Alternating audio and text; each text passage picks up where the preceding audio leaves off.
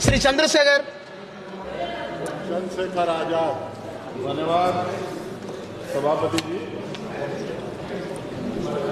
आज हम संविधान की गौरवशाली यात्रा पे जो 75 साल की बात कर रहे हैं, ये इनका काम है। माइक। धन्यवाद सभापति जी। आगे सर, आगे आगे। आज हम संविधान की गौरवशाली यात्रा पे बात करने के लिए चर्चा कर रहे हैं। कल से ये चर्चा चल रही है सर। मैंने बहुत सारे दोनों पक्ष के और जितने भी हमारे मेंबर हैं सुना सर, उनको बड़े बड़े नेता हैं सर। इसके भाग 1 में लिखा हुआ है India that is Bharat, Hindustan नहीं लिखा हुआ है सर। लेकिन सारे नेता संविधान पे चर्चा कर रहे हैं, लेकिन हिंदुस्तान ही कहेंगे, भारत कहने की हिम्मत नहीं जुटा पा रहे हैं। ये बड़ा सवाल है सर कि क्या संविधान के हिसाब से बात रखी जा रही। मैं धन्यवाद दूंगा फूले साहू बाबा साहब अम्बेडकर को और मेरे नेता मान्यवर साहब श्री काशीराम को। 25 नवंबर 1949 को संविधान को सौंपते हुए डॉक्टर बाबा साहब अम्बेडकर ने कहा था कि 26 जनवरी 1950 को हम विरोधाभास भरे जीवन में प्रवेश करने जा रहे हैं। राजनीतिक जीवन में तो हमारे पास समानता होगी, लेकिन सामाजिक और आर्थिक जीवन में असमानता होगी। क्या ये चुनौती आज 75 साल बाद दूर हुई है? भारत ने 26 जनवरी 1950 को संविधान लागू होने के साथ खुद को एक संप्रभु लोकतांत्रिक और गणतांत्रिक राज्य होने का ऐलान किया। लेकिन सर उस समय संविधान की स्थिति ये थी कि जैसे गांव का कोई आदमी, मैं 50 की बात कर रहा हूं, वो 50 साल पहले शहर में आ जाता और बड़े लोगों की महफिल में चला जाता, उस जहां वो खाना खा रहे हो, और वो टेबल पे नैपकिन को खा के जो है ये कहता कि ये तो फीका, क्योंकि वो जानता ही नहीं था, वो समझता नहीं था संविधान को, संविधान है क्या। संविधान उसके लिए महज दस्तावेज था। ये जिम्मेदारी थी राजनीतिक दलों पे कि वो संविधान को व्यवहार में लेके आते। और इसके इतने सारे आर्टिकल हैं, अगर इनको व्यवहार में लाया जाता तो मुझे लगता कि आज देश बहुत बदल गया होता। बाबा साहब ने कहा था कि लोकतंत्र भारतीय भूमि का केवल ऊपरी पोशाक है, उनके अनुसार यहाँ की संस्कृति अनिवार्य तौर पर लोकतांत्रिक है। भारत जैसे गरीब और गैर बराबरी वाले देश में संविधान के जरिए छुआछूत खत्म करना, वंचितों के लिए सकारात्मक उपाय करना, सभी वयस्कों के लिए मतदान का अधिकार देना और सबके लिए सम्मान अधिकार तय करना, ये बहुत बड़ी उपलब्धि थी सर। ये संविधान है कि आप वहां बैठे हैं और मैं यहाँ खड़ा होकर अपनी बात रख रहा हूं, और इस देश में आदिवासी महिला के तौर पे जो है राष्ट्रपति बनी है, और प्राइम मिनिस्टर तो नहीं बना, लेकिन शेड्यूल कास्ट के बड़े नेताओं को भी जो है राष्ट्रपति बनने का मौका मिला। इस संविधान की देन, अगर वोट हम पे नहीं होता तो शायद अमीर और जो राजा महाराजा खुद को मानते हैं हमारी गलियों तक नहीं आ पाते, हमारे हाल नहीं जान पाते। आजादी का मतलब सर सिर्फ अधिकार पाना भर नहीं है, इसके लिए हमारे संविधान में सरकार और नागरिकों के अधिकारों के साथ साथ उनके कर्तव्यों का विस्तार से उल्लेख किया गया है। बाबा साहब ने संविधान सभा में दिए गए भाषण में कहा था कि स्वतंत्रता आनंद का विषय है, पर अब हमें अपनी जिम्मेदारियों पर भी ध्यान देना होगा। संविधान ने सुनिश्चित किया कि रानी के पेट से राजा जन्म नहीं लेगा, वोट से नेता तैयार होगा। आर्थिक बराबरी के लिए सरकार क्या कर रही है? गरीब और गरीब हो रहा है और अमीर हो रहा है। सुबह उठते कहीं बम की धमकी मिलती, कहीं दंगे की।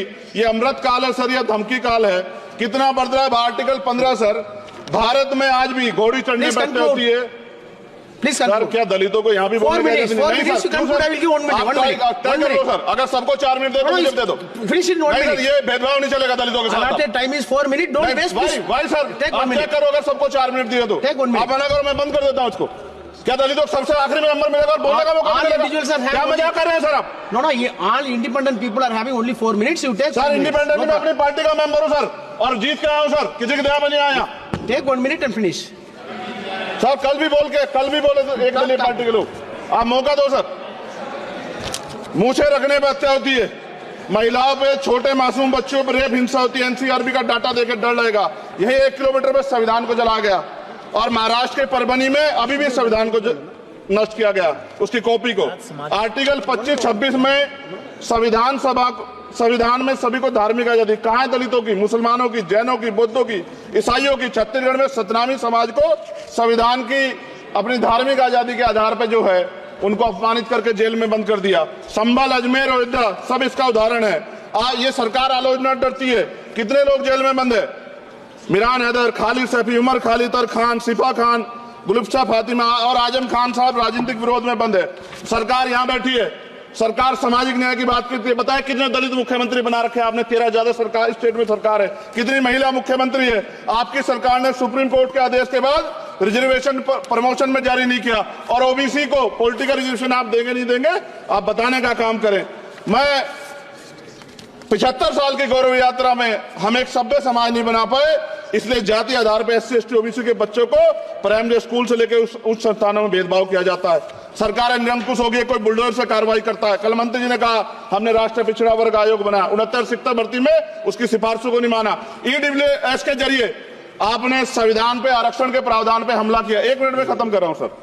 संविधान सर, न्यायपालिका में आर्टिकल 124 ये कहता है सर, ये अधिकार जो है, Sanjay sir ji please conclude sir 1 minute में प्लीज संविधान में न्यायाधीशों की नियुक्ति का अधिकार राष्ट्रपति के द्वारा होना चाहिए, अभी तक नहीं हो रही है। All India judicial service commission कब बनेगा? क्या चंद परिवार ही सर जज बन सकते हैं? और आज हम सर, मैं सरकार से सवाल पूछना चाहता हूं सर, सेवाओं में SC ST OBC वर्ग का कितना प्रतिनिधित्व है? भारत सरकार के मंत्रालयों के अधीन PSU में, बैंकों, बीमा कंपनियों में और स्वच्छता संस्थानों में आउटसोर्स तथा कॉन्ट्रैक्ट पर वर्तमान कार्यरत कर्मचारी कुल कितनी संख्या है? आउटसोर्स और कॉन्ट्रैक्ट में कार्यबल SC ST OBC कितना प्रतिशत है? निजी क्षेत्रों में कार्यरत कर्मचारी, उनके SC ST OBC की वर्ग लाभ। सर खत्म कर, लास्ट पॉइंट सर, मैं फिर स्पष्ट तौर पर कह रहा हूं सर, यहां बैठे SC और OBC के मेंबर से कह रहा हूं सर, उनको सामाजिक जिम्मेदारी का ध्यान भी रखना चाहिए। पार्टी के प्रति वफादारी के साथ साथ अपने वर्गों के प्रति ईमानदारी भी रखनी चाहिए। ईमानदारी नहीं होगी तो इन वर्गों का भला नहीं हो सकता, और हमें बहुत सरकारों से उम्मीद नहीं है। बहुत बहुत धन्यवाद सर। Thank you. बहुत बहुत धन्यवाद सर। आज संविधान की ऊपर चर्चा करने के लिए आपने मुझे